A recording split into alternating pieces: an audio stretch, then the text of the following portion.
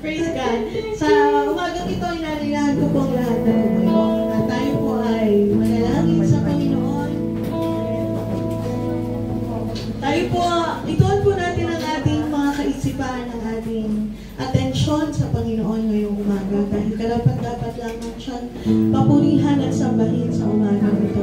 Sige po, inalilahan ko ang lahat na yumuko, ipikit ang mata, at tayo po ay manalangin sa ating Panginoon. Hanggang maaari, wala po muna magkwentuhan. At tayo po ay manalangin sa ating Diyos. Ama na nasa langit, na makapangyarihang Diyos, maraming pong salamat sa umagang ito na inyong pong pinagkaloob sa amin. Salamat po sa isang linggo na ikaw po'y naging tapat. Sinumahan niyo po kami sa anumang lakarin namin. Mga pagsubok na amin na pagtagumpayan dahil po sa inyong tulong. Lord God, mga sakit na gumaling dahil po sa inyong biyaya, Panginoon. Lord, mga provision niyo po ngayong nakaraang week. Maraming pong salamat. Maging sa kalakasan, ibinigay niyo po sa amin para magampanan po namin yung aming mga responsibilities, Panginoon, sa araw-araw, Panginoon. Salamat po sa mga resources na meron kami. Lord, today we will continue to count our blessings, Panginoon. No matter what happened, Panginoon, we will continue, Panginoon, our race, Panginoon, our walk, Panginoon, sa inyo po, Panginoon, sa aming pananampalataya, Panginoon. Lord, hinihiling ko po patuloy mong paglilinis sa aming mga puso. Lord God, humihiling po kami ng kapatawaran sa mga bagay na hindi po nagiging kalugod-lugod sa inyo, Panginoon. Salamat po dahil ikaw ay makapangyarihang Diyos, ikaw ay maawaing Diyos, ikaw ay makapaging Diyos. Kaya hanggang ngayon, Panginoon, kami po'y malalakas, may hininga, Panginoon. Maraming pong salamat, Panginoon. Your steadfast love is new every morning, Panginoon. Maraming pong salamat, O Diyos, sa kabutihan mo, Panginoon. Purihin ka, sambahin ka, at luwalhatin ka sa pangalan ni Jesus. Amen and amen. Purihin po ang Panginoon. Palakpakan po natin ang ating Diyos. Amen. Purihin niyo si Yahweh, ang nilikha sa kalangitan. Kinalali ang kanyang lakas at kanyang kaluwalhatian. Purihin ang kanyang maluwalhating pangalan. Sambahin si Yahweh sa banal na kaayusan. Amen. Pili po natin papurihan ang ating Panginoon, ang kanyang kabutihan, ang kanyang katapatan sa ating lahat. He died for us because He loves us. Amen. So let's sing this song. Your name on high, Lord, I love to see your praises. I'm so glad you're in my life. I'm so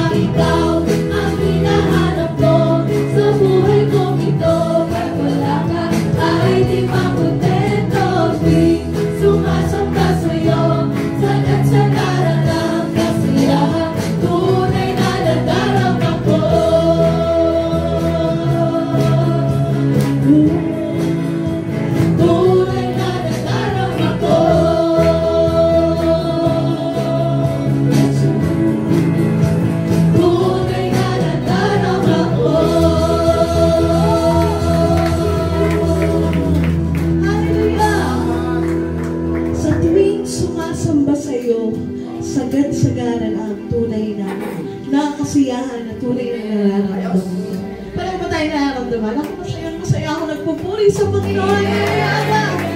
Hallelujah! Kahit na dami ko pinagdaanan ngayong week na to, grabe talaga. Pero salamat sa Panginoon, I survived! You survived! Amen! We all survived! Because our God is in control. Amen! Alam niya, yung pangailangan natin, He knows everything. And we can trust Him. We can rely on Him. Napakabuti mo, Panginoon. Hallelujah! We worship You, Jesus. Because You are so good.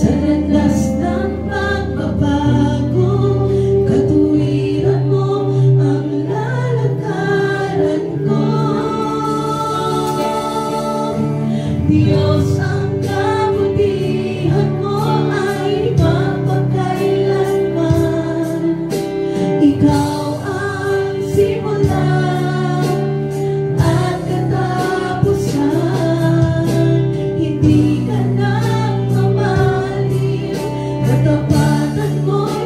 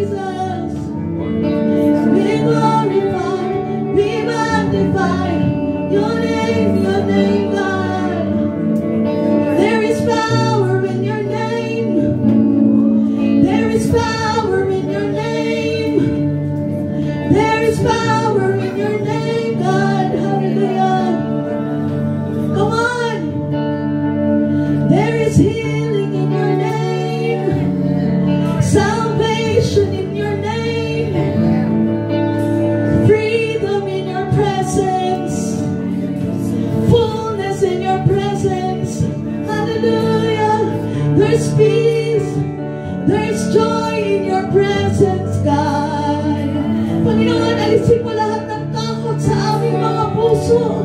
Alisin mo ang mga alinlangan sa aming mga puso, O Diyos. Hayaan mo kami patuloy na humakbang sa aming mga pananampalataya. Hallelujah! Hallelujah! Come on, church, we believe in the power of Jesus. Yes, Jesus. Hallelujah. Oh, we worship you, God. We worship you, Jesus. Hallelujah. Hallelujah. Hallelujah. Hallelujah. Hallelujah.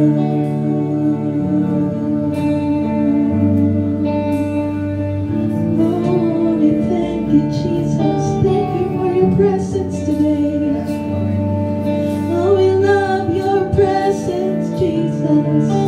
We love you, Jesus. We love you, Jesus. Hallelujah. Hallelujah. Lord, tunay nga na napakabuti mong Diyos. Kung meron man sa kalagitnaan namin ngayon ang natatakot, nag-aalala, may pangamba, nagiging hindrance para humakbang sa pananampalataya. Panginoon, sakupin mo kami ng iyong assurance, ng iyong pagmamahal, na kahit kailan hindi mo kami iwan, hindi mo kami pababayaan, Panginoon. Baluti mo ang aming mga puso, ang aming higit, ang aming mga isipan, na kahit anong mangyari, ano man ang mga kinahaharap, Panginoon, as long as kasama ka namin, wala kami dapat ipag-alala. Dahil ang kapayapaan, ang kagalakan na meron kami, sabihin mo, hindi kayang bayaran ang kahit ano. Hindi namin kayang bilhin. Ito'y mula sa iyo, para sa nakalaan, para sa iyong mga anak, mga minamahal mong anak. Kaya naman, Panginoon, napakabuti mo. Nagpapasalamat kami, O Diyos, dahil napakabuti mong Ama, napakabuti mong Diyos sa amin. Napakabuti mo. Kapatid, kung makikita niyo lang yung laman ng puso mo sa umalang yun, sumisigaw ng papuri. Talangin ko, gano'n din kayo. Dahil napakabuti ng Diyos. Hallelujah. Hallelujah. This is the moment. Lord, we pray for revival and breakthrough right now in this church. Thank you, Jesus. Lord, kaya naman, Panginoon, katagpuin niyo po yung pangangailangan namin lahat, O Diyos, sa umaga nito. Lalo tigit ang pangangailangan ng aming mga spiritual na buhay. Kung sa mga aming mga tenga, ang aming kaisipan, pagliwanagin mo kami, Panginoon, sa umaga nito, Panginoon. Maraming pong salamat sa kabutihan mo at katapatan mo sa aming mga buhay. Sa iyo po lahat ng pagpuri, pasasalamat at pagsamba, parangal sa pangalan ni Jesus. Amen! Amen! Malakas na lakbang sa ating buhay na buhay na Diyos! Hallelujah! Makakapuna po tayo na. Hello po, magandang umaga po sa inyong lahat. Good morning po. Tayo po naman ay dumako sa ating tithes and offering. Ang tithes and offering po ay napakahalaga po sa bawat isa sa atin. Ito po ay isinulat po sa ating sa Bible, hindi or ibinigay po sa atin ito ng Panginoon, hindi po para siya po ay makukuha sa atin, kundi po para po siya ay tayo po ay mabigyan ng malaki or maraming pagpapala sa atin or malawak na pananampalataya. Napakabuti po ng ating Panginoon. Kaya po sana'y tapat tayong magbigay ng ating ikapo para po kung magbibigay lang po tayo sa ating sa ikapo upang masabi natin na tayo ay nagbibigay ng tawag dito nagbibigay ng ating ligaya sa ating isip or tayo po ay iniisip po natin na obligasyon lamang po yun. Hindi po tama po yun. So, kung tayo po ay magbibigay ng may pagmamahal at pananampalataya sa ating Panginoon at upang parangalan ang ating Diyos sa ating mga ikapo, tayo po ay kalulugdan ng ating Panginoon. Amen po ba? Amen. Okay. Dahil ang sabi po dito sa Galatia 6:7, huwag ninyong linlangin ang inyong sarili. Hindi maaaring tuyain ng Diyos. Kung ano ang itanim ng tao, yun din ang kanyang aanihin. So napakabuti po ng Panginoon. Hindi lang po sinasabi ng Panginoon na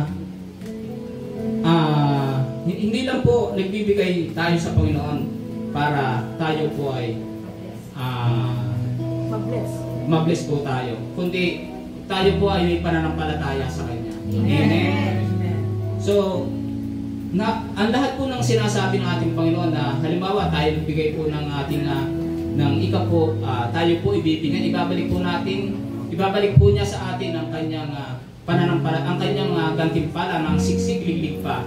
Tunay po na natutupo ang sinasabi ng ating Panginoon. Dahil sabi po sa bilang 23:19, ang Diyos ay di sinungaling na tulad ng tao. Amen. Anumang sabihin niya ay kanyang gagawin. Amen. Kung mangako man siya ay ito'y kanyang tutuparin. Amen. Amen. So tayo po'y manalangin. Lord, maraming salamat po sa araw na ito na ipinagkaloob niyo po sa amin upang kami ay makasamba at makapagbigay papuri sa iyo. Maraming pong salamat, Panginoon, dahil hindi sa dami o laki ng aming handog ka tumitingin, kundi sa aming kalooban at kusang loob na pagbibigay. Salamat po sa isang linggong pag-iingat at pagbibigay. Kalugdan mo ang bawat isa. Patuloy niyo po kaming pagpalain. Tinataas po namin ang lahat ng ito sa pangalan ng anak na si Jesus. Amen. Magsitayo po ang lahat at buksan po natin ang ating Biblia sa aklat ng Efeso, Kapitulo 5, talata 13 hanggang 20.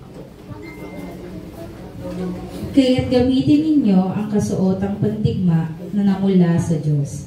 Sa gayon, makakatagal kayo sa pakikipaglaban pagdating ng araw na sumalakay ang masama. Upang pagkatapos ng labanan ay matatag pa rin kayong nakatayo. Kaya't maging handa kayo, ipigkis sa inyong baywang ang sinturon ng katotohanan at isuot sa dibdib ang baluting katuwiran. Isuot ninyo ang sapatos ng pagiging handa ng pangangaral ng magandang balita ng kapayapaan. Lagi ninyong gawing panangga ang pananampalataya na siyang papatay sa lahat ng nagliliyab ng palaso ng dyablo. Isuot ninyo ang helmet ng kaligtasan at gamitin ang tabak ng Espiritu na walang iba kundi ang salita ng Diyos. Manalangin kayo sa lahat ng pagkakataon. Humiling at sumamo sa patnubay ng Espiritu. Lagi kayong maging handa at patuloy na panalangin ang lahat ng hinirang ng Diyos. Ipanalangin din ninyo ako'y pagkalooban ng wastong pananalita upang buong tapang kong maipahayag ang hiwaga ng magandang balitang ito. Dahil sa magandang balitang ito, ako ay sinugo at ngayon nakabilanggo, kaya't ipanalangin ninyong maipahayag ko ito ng buong tapang gaya ng nararapat. Maaari na po kayong umupo. Okay, good morning. Good morning. Salamat sa Diyos. Ngayon pong buwan na ito ay buwan ng pag-ibig, no? Noong nakaraang Enero ay buwan ng Biblia. At sana nakatulong po yung ating panay-panay na encouragement sa inyo kung paano nyo pahahalagaan ang banal na kasulatan. Ngayon naman po ay atin pong pinag-uusapan kung gaano kadakila ang pagmamahal po ng Diyos sa atin. Dahil po yan doon sa pinakasusing talata sa Bagong Tipan, yung John 3:16, no?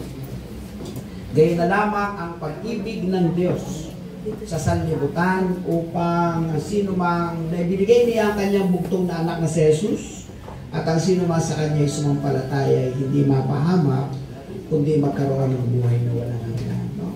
Yan po ay mga talatang kung saan ay nagpapakita po sa atin na dapat po nating maramdaman, maranasan ang pagmamahal ng Diyos sa atin. Kasi pag natutunan po nating ibigin ang Diyos, okay na tayo. Hindi na mahirap ibigin ang kapwa, hindi na mahirap unawain na ang lahat ng nakapagbibigay kagalakan sa Panginoon ay gagawin natin. Bakit? Dahil nagmamahal tayo sa ating Diyos. Pero hanggat hindi po natin nararanasan mahalin ang Diyos ng totoo sa ating buhay, hindi natin masyadong papahalagahan kung ano man tayo ngayon sa ating pong kasalukuyan. Kaya ngayon pong umagang ito, ang paksa po natin ay ipamuhay mo ang buhay Kristiyano. No? Ipamuhay mo ang buhay Kristiyano. Madali pong makilala ang isang tao. Depende po sa kanyang kakayahan, galaw, o kaya propesyon na kanyang ipinakikita dito sa publiko. Halimbawa, doktor. Paano mo ma-identify isang doktor? Kalimitan, may stethoscope, nakasuot ng puti na mahaba. So, doktor siya. Kapag ako may sakit, tatawagan ko siya. No, ang isa namang ininyero, makikita na meron siyang hard na hat, no? Pagkatapos, siya po ay merong mga building na ginagawa. Ito yung inhinyero. Arkitekto, mahusay na tagapag-dekorasyon ng kanyang disenyo ng iba't ibang bahay o iba't ibang gusali. Ito arkitekto po. So nakikita natin siya, depende, ito guru siya. Kasi madalas ko siya nakikita, yung naka-uniforme, na pangguro, tapos napunta sa isang paaralan. So madali mo siya makilala, depende sa kanyang kasuotan, sa kanyang ikinikilos, at saka sa profesyon kanyang nilalaman. Ganon din po sa buhay Kristiyano. Napakahalaga po sa atin na malayo pa lang alam nila na ikaw Kristiyano na. Amen ba yun? Amen. Sa salita, alam nila ikaw ay iba. Parang merong iba sa'yo na wala akong nakikita sa iba. No? Madali po yan. Napakaganda po kung tayo po'y makakarinig sa atin pong pang-araw-araw na pamumuhay na Christian ka. Ang sarap pakiramdaman ng gano'n. No? Paano mo naman nalaman na Christian ako? Christian din ako. Sabihin nila. Kasi iba yung espiritu, parang magka-espiritu tayo. No? Masarap magpuri sa Panginoon. At madalas ko rin nagiging kwento at karanasan, hindi man ako nagsasalita. Sa salita pa lang, sa pakikisama, na-identify nila ako agad na ako'y pastor. So, masaya ako pagka gano'n. No? At sa grupong aking kinabibilangan, medyo malaki na siya, malawak na siya. Lagi ko rin nababanggit at lagi naririnig ko na ako ay isa sa nagiging ehemplo nila sa aking buhay kung paano yung pagtahak sa ministry ng aking pong ginagawa. Alam po ninyo, kapag tayo pinakakarinig ng mga ganon, ito po yung nakapagpapalakas at nakakapagpatunay na talagang may nangyayari sa buhay mo. May nakikita sa buhay mo. Di ba? May nakikita. Kagabi po, galing kami sa isang necrological, no? Yung isang aming kumari po ay kinuha na ni Lord. Pero lahat po ng tumayo, lahat na nagpatotoo, puro sa kabutihan ng taong namatay. No? Kapitbahay ka man, kaibigan ka man, mapa-Facebook, mapa-social media. Ang sinasabi nila, yung kabutihan ng tao na nasa Panginoon na ay merong magandang balitang binigay, magandang buhay na pinakita dito sa lupa. Yun ang maganda. Ang napakaganda doon, yung nakita na yung buhay na dapat ipamuhay, lalo pat ikaw ay Kristiyano, nakikita sa buhay. No? Ganon din po itong pag-aaral po natin ngayon. Ang buhay po natin ay tulad ng, ang pagsunod kay Jesus ay tulad ng driver sa Manibela. No? Siya na ang super ng buhay mo. Dati ikaw yung nagdadrive, ikaw yung nasusunod. Sabi ni Lord, sa kanan tayo, hindi, ako ang driver, kaliwa tayo. Bang! Bang nakatuloy. Okay? Sabi ni Lord, diretso ka, hindi, kanan tayo. Bang! Aksidente ka lang naman. So, nung makilala mo si Lord, Napagtanto mo, lagi na lang akong mali, lagi palpak ang buhay ko. Nagsimula kang magsabi, Panginoon, ikaw na ang tsuper ng buhay ko. So, saan mo man ako dalhin? Sabi niya, Lord, mali yan. Kanan yan eh, papunta yung bangin. Si Lord, sa kanan pa rin pupunta. No? Hindi patutunayan ni Lord, ikaw ang mali, ako ang tama. Kasi pag pumunta ka dyan sa kaliwa, naandyan ang lahat ng mga kapahamakang pwede mo madaanan. Nakukuha niyo po yung sabihin. Sabi pa po dito, ang buhay po natin ay tulad ng isang siklista sa circus. No? Sa kanya mo na ipagkakatiwala ang buhay mo. Ano ba yung siklista? Yung meron kang lubid, pagkatapos yung mismong tawag dito, bisikleta ay dadaan balik-balik doon sa napakalipis na lubid. At ang sabi nung mismong siklista, kung sino man sa inyo ang may pananampalatayang kaya ko kayong itawid, sumakay kayo sa aking balikan at itatawid ko kayo. No? Tapos nakapirit pa yung siklista, may hawak lang na panimbang, sasakay ka sa balikan. So, para ang hirap hakbangan. Pero yun po ang tama eh. Kung gusto mong patunayan na ikaw ay talaga tagasunod na ni Jesus at talaga ikaw may tiwala sa Diyos at nagmamahal sa Diyos, wala kahit anumang daing o kahit anumang reklamo, susunod ka na lang ng susunod ka na lang ng susunod sa Panginoon. Alam mo ba na kahit ang pamilya ko ay hindi ligtas sa mga ubo, sa mga sipon, sa sakit ng ulo? Pare-pareho lang po tayo umiikot yan. No, kagabi talagang ang hirap sa pakiramdam ko. Halos parang hindi ako makahinga sa pag-ubo. Kagabi. Ang tanong nga ng aking mga anak eh, kaya mo ba? Sabi, kaya ko raw bang magsalita ngayon sa araw na ito? Alam po ninyo, ang ginawa ko lang mula kayo ng umaga, sumunod sa pagpuri ng pagpuri ng pagpuri ng pagpuri sa Panginoon. O, kita nyo naman, nakakapagsalita ako sa inyo. Dito ba? Ibig sabihin, may mga instances sa buhay po natin na ang paraan ng paglulutas ng Diyos ng mga suliranin ay dinadaan po natin sa pagsamba ng may pananampalataya sa Kanya.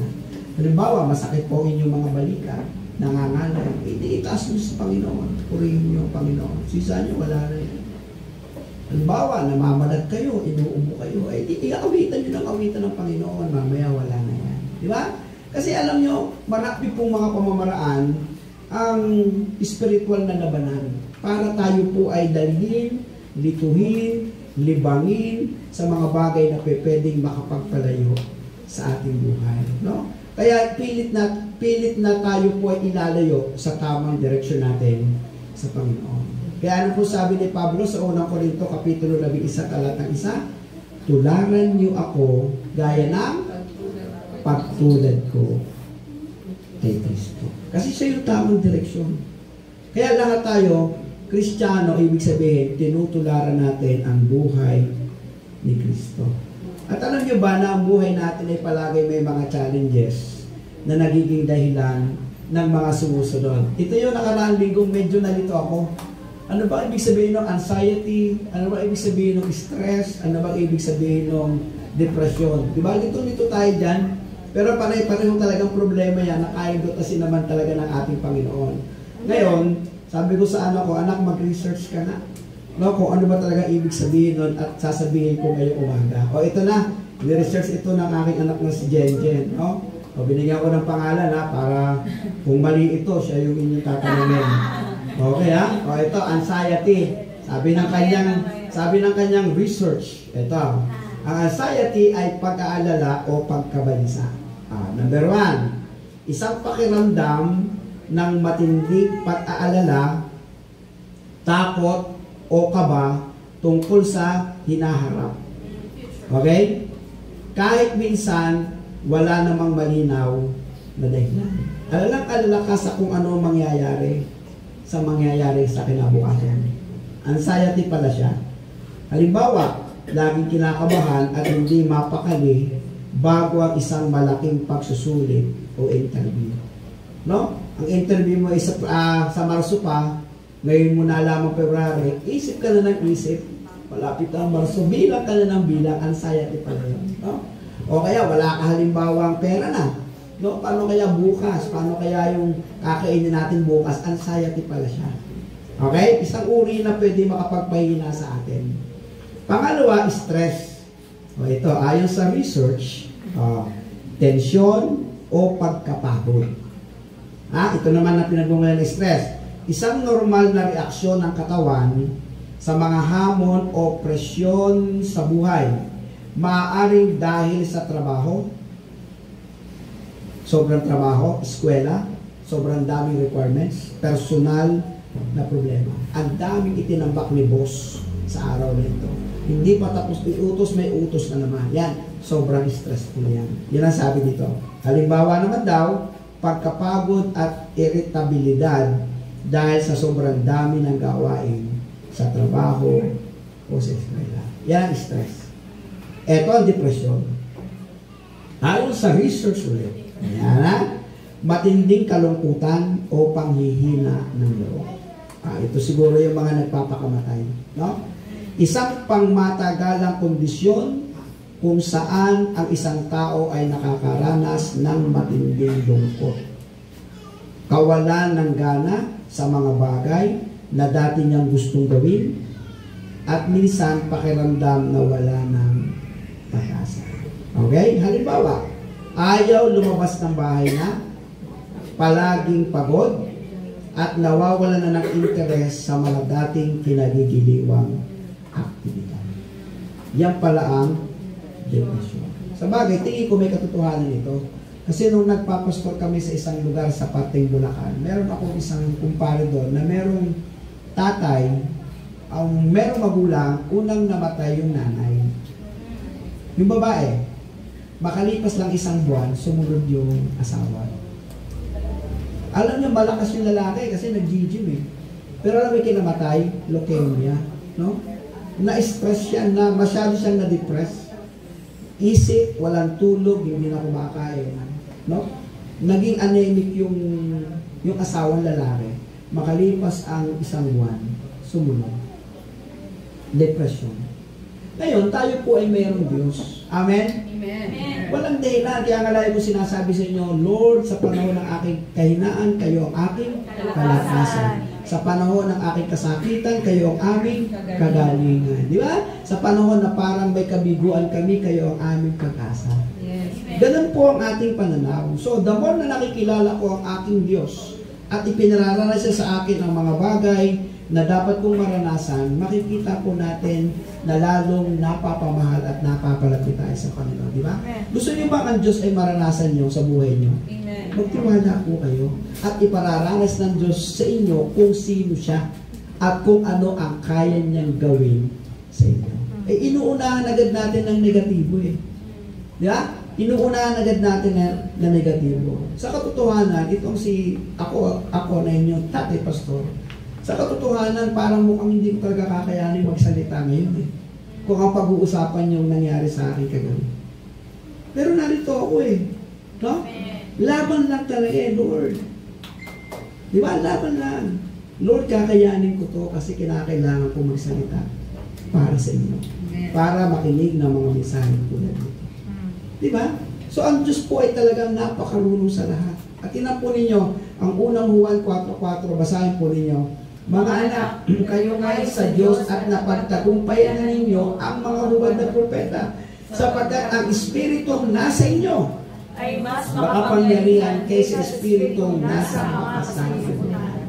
Espiritu ng anxiety, espiritu ng stress, espiritu ng depression, walang-wala yan sa Espiritu ng Diyos na nasa inyo. Amen. Amen ba yan? Palapalag natin si Lord. Ganun po yan. Kaya sabihin ninyo, Panginoon, yung Espiritu ng anxiety, wala yan sa Espiritu nasa sa akin. Kasi ang Espiritu nasa sa akin, Espiritu ng Diyos, Espiritu ng hindi kaduwagan, kundi Espiritu ng katapangan, pag-ibig, at alakasan, at kapangyarihan sa Panginoon. Yun yung nasa iyo. Di ba?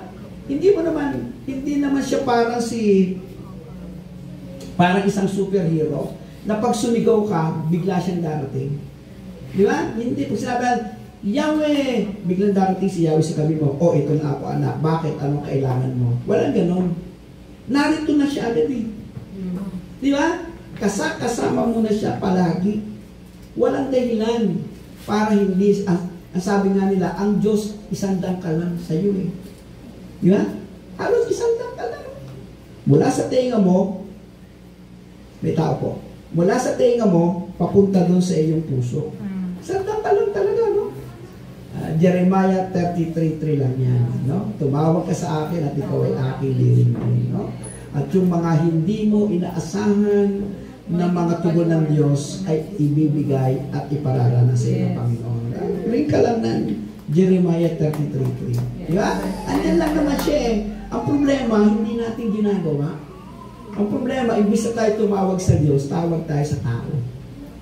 Tawag tayo sa talino natin. Tawag tayo sa kakayahan po natin. Kaya ano unang mensahe ng Diyos? Mamuhay tayo ayon sa liwanag. Diba? Dating nasa dilim ka, ngayon ay nasa liwanag ka na. Anong ibig sabihin? Una, mamuhay tayo ayon sa liwanag bilang anak na minamahal ng Diyos. Pangalawa, bilang tagalangit at di tagasanlibutan gawain. Tagalangit ka na eh. Hindi ka na tagasanlibutan. Pangatlo, iniisip ang lahat ng nakakalugod sa Diyos. Pag ginawa ko to, malulugod ba ang Diyos? If yes, tuloy. Pag nagsalita ba ako ng ganito, malulugod ba ang Diyos? If yes, tuloy.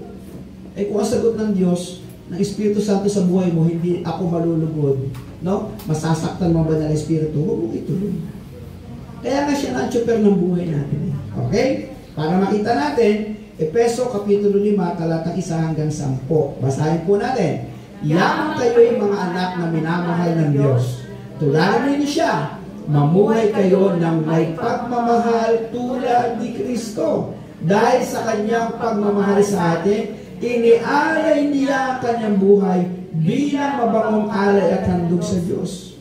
Kayo'y mga hinirang ng Diyos. Kaya hindi dapat mabanggit man lamang na kayo'y nakikiapid o gumagawa ng anumang uri ng kahalayan o pag-iimbot. 4. Huwag din kayong gagamit ng anumang malaswa o walang kabuluhang pananalita at pagbibirong di nararapat. Sa halip, magpasalamat kayo sa Diyos. Alam ninyong walang bahagi sa kaharian ni Kristo at ng Diyos ang taong nakikiapid, mahalay o sakim. Ang kasakiman ay isang uri ng pagsamba sa Diyos-Diyosan. 6. Huwag kayong padaya kaninuman sa pamagitan ng pangatuwirang walang kabuluhan, sapagkat dahil sa mga ito, ang Diyos ay napupuot sa mga suwail. Kaya huwag kayong makisama sa kanila. Dati kayo ay nasa kadiliman, ngunit ngayon ay nasa kaliwanagan na, sapagkat kayo ay nasa Panginoon.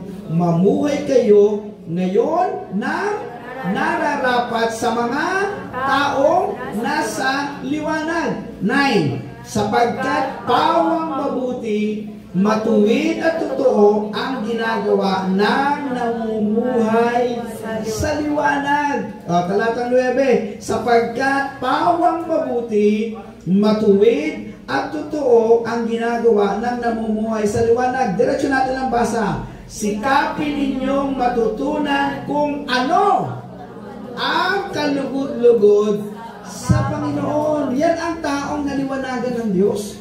Iniisip niya kung ano lahat yung mga bagay na pwedeng gawin na nakalulugod sa ating Panginoon.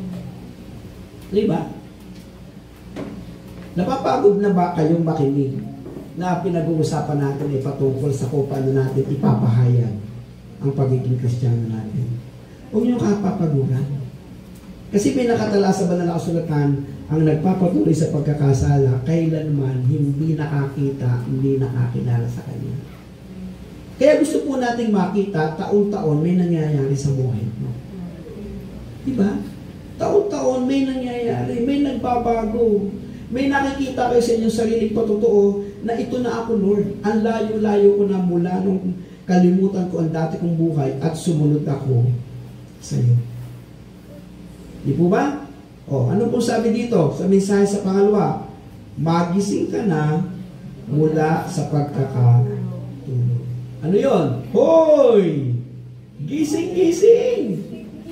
Di ba? Ang tagal mo na narinig, pero parang bingi ka pa rin hindi mo ako pinapansin.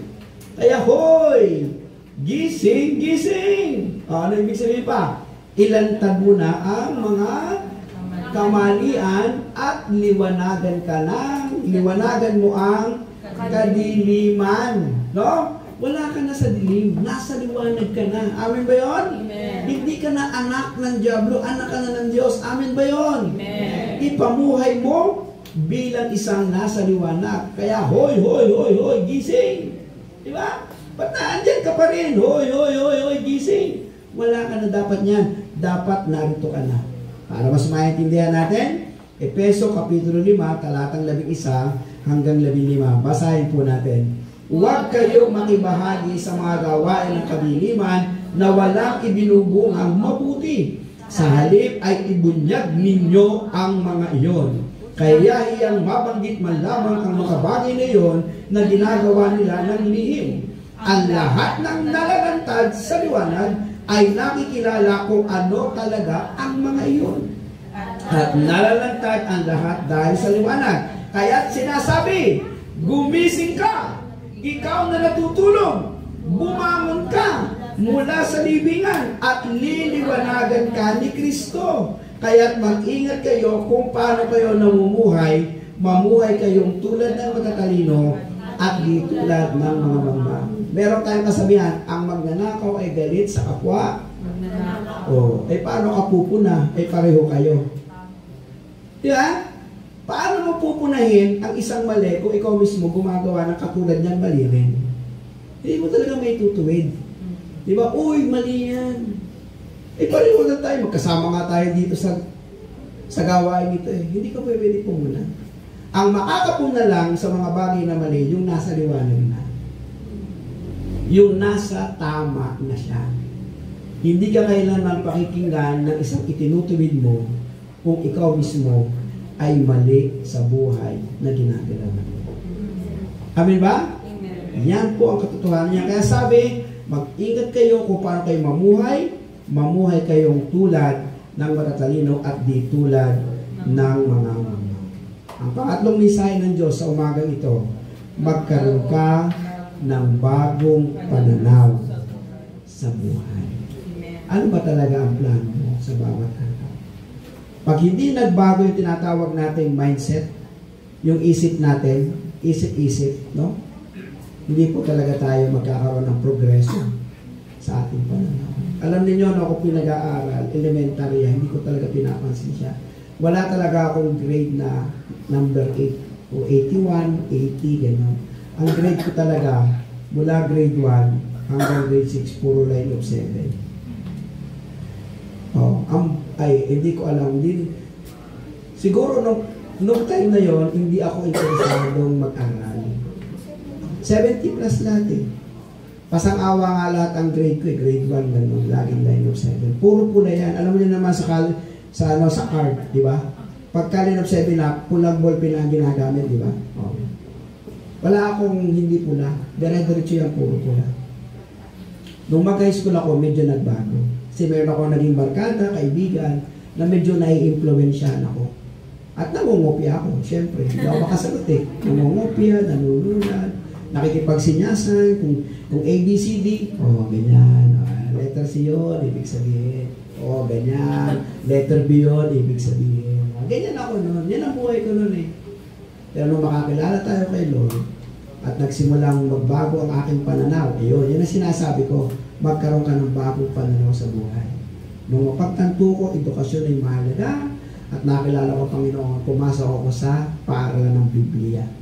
Doon nagbago ang lahat. Wala na yung 7.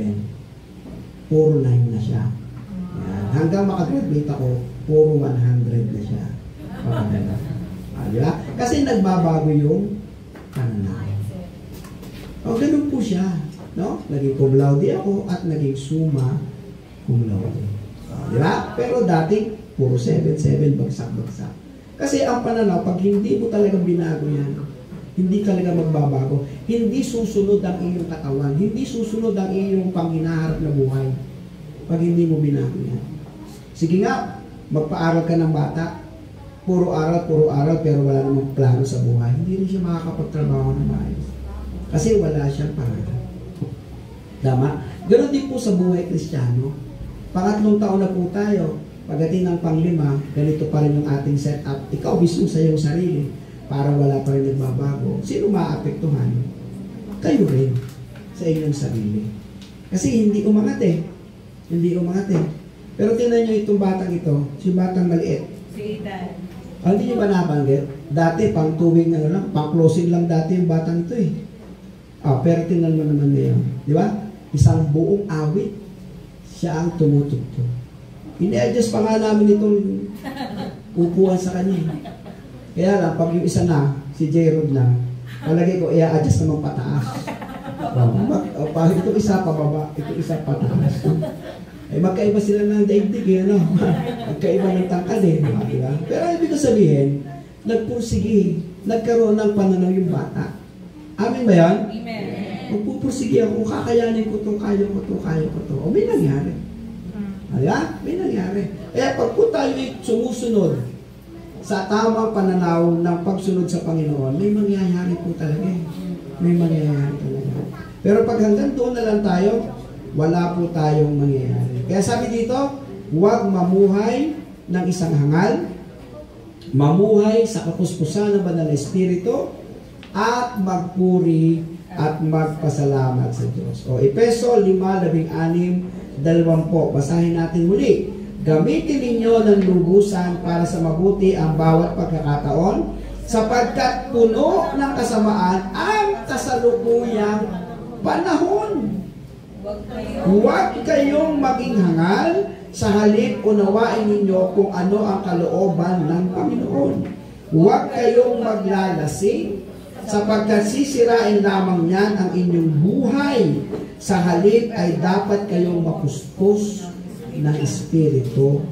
Sa inyong pag-uusap, gumamit kayo ng mga salmo, mga himno, at mga awiting espiritual. Buong puso kayong umawit at magpuri sa Panginoon. Lagi kayong magpasalamat sa Diyos na ating Ama dahil sa lahat ng bagay sa pangalan ng ating Panginoong Jesucristo. Sundin nyo lang ito, may mangyayari po sa buhay ng bawat isa sa atin. Kaya lang ayaw talaga po natin makinig. Gusto natin pakinggan yung gusto natin. Ito po yung dilema natin. Ang dilema natin, nagkakaedad tayo. Ang ating dilema, hindi tayo babalik sa kwento ng nakaraan. Tama ba yan? Kung ano yung kasalukuyan, edad ka ng edad, araw-araw. Ang nakaraan, hindi mo na siya maibabalik. Nakaraan yan. At yung nakaraan, yan ang iyong ipagsusulit sa Diyos. At ang iyong kasalukuyan. Kaya yung iyong pagpupursige, nakadepende yan kung anong iniiwan mo sa iyong nakaraan. Tama ba? Kaya pala ikaw ay nag-i-excel sa pag-aaral mo. Kasi yung iyong nakaraan, talagang seryoso kang nag-aaral. Yun po yung ibig sabihin ng Biblia. Kaya kung sino po yung talagang makakasunod, at kung sino po yung talagang hindi nagtutulog-tulugan, at kung sino po yung talagang hindi nagbibingi-bingihan, siya po ang talagang mananagumpay tungo sa isang liwanag ng pamumuhay ng isang tunay na Kristiyano. Kaya sabi nga dito, hoy! Hoy! Hoy! Gising! Yan, di ba? Gising ka na! Gising ka na talaga. Alam nyo, meron isang awit. Ito po'y galing naman sa isang kaibigan ko rin, pastor eh. Ang pamagat po ng awit ay inutil na gising. No? Ang inutil, parang tawag dito, wala kang kakayanan, parang sinayang mo ang lahat ng pagkakataon, no? Na kung saan dapat sana ginagawa mo na ito, pero hindi mo ginagawa. Patugtugin po natin at ating pong pakinggan yung awit na ito. Gising man kung di ka kikilos, parang patay ka rin.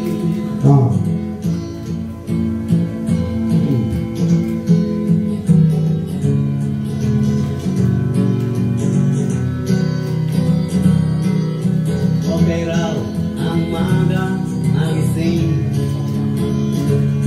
Ang sabi ko'y tumbobe sa gising. Ang tunay na gising ay bumabangon din. At meron din gising na Nakahiga pa rin. Gising na, ano? Pero nakahiga pa rin, ha? ang utok ko'y maaga nagising. May utol daw siya maaga nagising. Ngunit ang problema nakahiga pa rin. Maaga nagising, pero nakahiga pa rin. Ayaw magtrabaho, ang ako'y hindi pansin. Diba? Ang tawag sa kanya ay pindutin na gising. Ayaw naman yung panahon kasi. Hoy, hoy, hoy. Nawala ay gising. Diba? Kung halika na at maraming gagawin. Ang sabi ko'y hoy, hoy, hoy, hoy. Anong klaseng gising? Gising naman kung di ka kikilos. Diba? Parang patay ka rin. Bali-wala eh. Bali-wala talaga. Ang dami na itinuro sa'yo. Lampasan dito sa tinga. Bali-wala. Mahirap daw gising ng gising. Totoo yan. Totoo yan. Ring man ang alarm clock, hindi pinapansin. Ang sabi ko sa kanya, kapatid ko magtanong ka, upang umunlad ka, kailangan kumilos ka. Upang umunlad ka, kailangan kumilos ka. Ikaw nga ba'y gising? Kung gayo'y halika na, maraming gagawin. Ang sabi ko'y hoy, hoy, hoy, hoy. Anong klaseng gising? Gising ka man kung di ka kikilos. Parang patay ka rin. Diba? Useless. Useless. Sayang.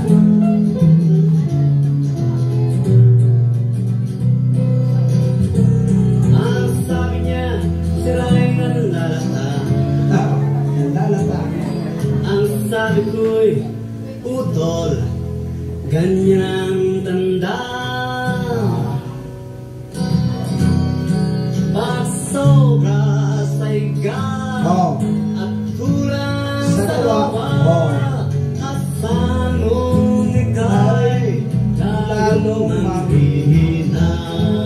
Pag hindi mo in-apply, ganyan talaga. Hoy, hoy, hoy. Kailangan i-apply mo. Ikaw na ba'y gising? Yan.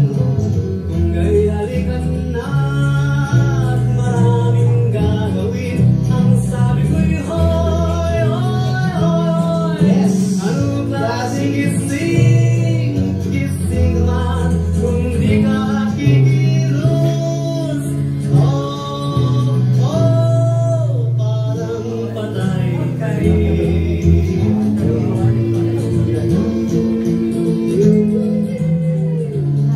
Diba?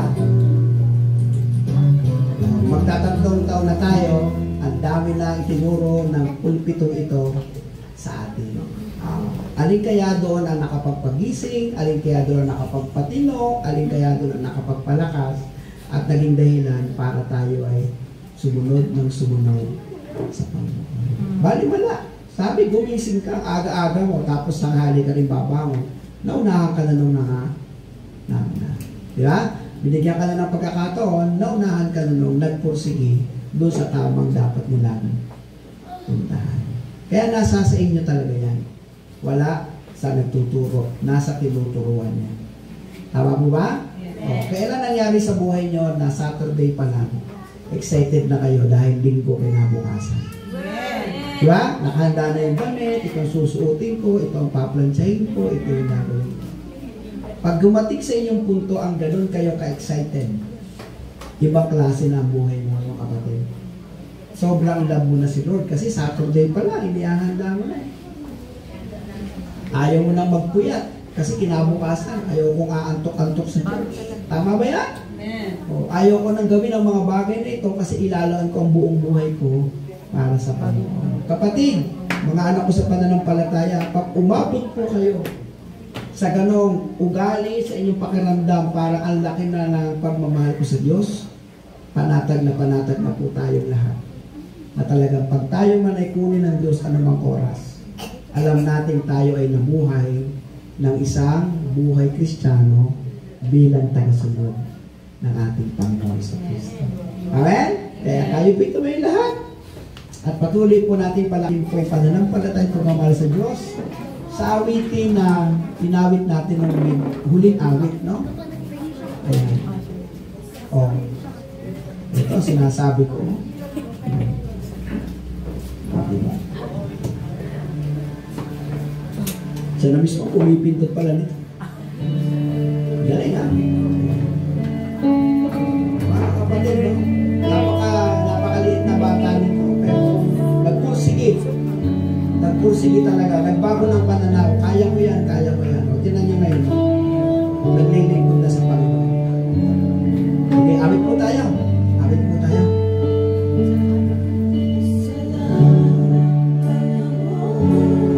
Diyos ka sa taas po natin ang ating mga kamay. Sa lahat ng oras na yan para sa amin, Panginoon Jesus, purihin ka. Dakilain ka sa buhay ko. Sa lahat Diyos ka sa amin, sa lahat ng oras na yan para sa amin, Panginoon Jesus, purihin ka. Dakilain ka sa buhay ko.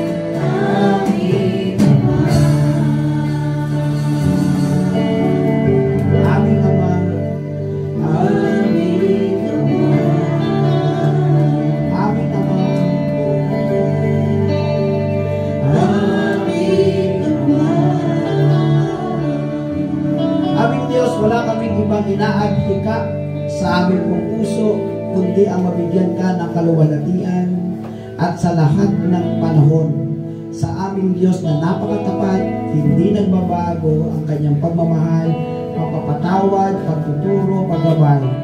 Sa kabila ng aming kakulitan, sa kabila ng aming katamaran, sa kabila ng katigasan ng aming ulo. Salamat po aming Diyos na andyan ka pa rin. Sa mga kapatiran namin online, mga kapatiran hindi pinalad na makarating sa oras na ito dahil sa kanilang mga karamdaman, ipinapanalangin namin, O Diyos, ang kagalingan po ay sumakanila. At sa darating pong Sunday, makasama namin sila muli, Panginoon. Salamat po sa mga medyo nanghihina, palakasin, nawawala ng pag-asa, bigyan po, O Diyos, ng pag-asa. Sa tulong po ninyo, makapamumuhay kami ng tama bilang isang mga Kristiyano, mga anak mo na minamahal. Salamat po ng marami dahil kayo ang mag-iingat sa aming kanya-kanyang pamilya at kanya-kanyang mga anak. Walang anak namin ang mahihinto, lahat sila makakapag-aral. Walang mga anak namin na nagtatrabaho na hindi po mapuprumong, Panginoon. Makakala na sila ng kakaibang pagkilos po ninyo, magtiwala lang sa iyo at matutong sumunod sa iyo. Hindi nila namamalayan kung ano yung dinidesire ng kanilang puso, ginagawa mo na sa kanilang buhay. Mapangyayari po ito, O Diyos, kung kami po ay gigising sa katotohanan mula sa kadiliman, ngayon kami nasa liwanag na. Makikinig ng totoo at ipamumuhay ang aming po mga natutunan. Kaya naman, O Diyos, na napakabuti at napakamapagmahal sa iyong anak na si Yesu Cristo, ang aming pong Panginoon at tagapagligtas ng aming buhay, sa banal na Espiritong siyang gabay, tatangat katibayan ng aming kaligtasan, ang siya nawang maghari sa aming buhay, mula ngayon at magpakailanman. Amen!